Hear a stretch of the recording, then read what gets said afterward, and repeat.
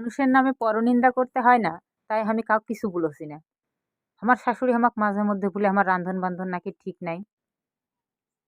আমি একটুকু নাকি রাঁধতে জানি না। হলুদের জাগাত লবণ দিই, লবণের জাগাত হলুদ দিই, রান্ধনের নাকি ঠাই ঠিকানা নাই। এগুলা হামাক বলে।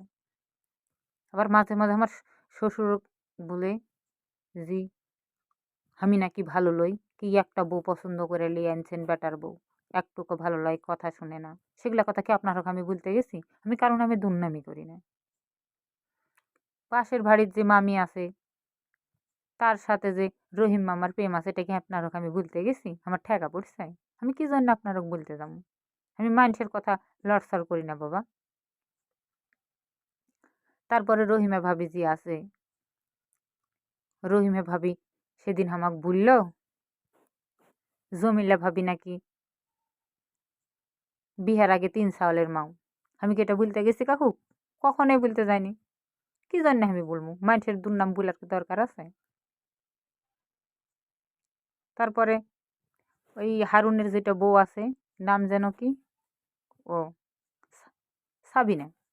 ওই সাবিনা ভাবি একদিন গল্প করছিল যে বিহার আগে নাকি ৩ চাওয়ালের মাও, তাও ভুলতে পারলো না। এই কি ওই ২ পানাতে ৩ চুনেতে, তুমি আর গবরার বাপ, তারপরেও বলেছে আমাকে ৭ ভাতারি। এ কথাটাও বলল।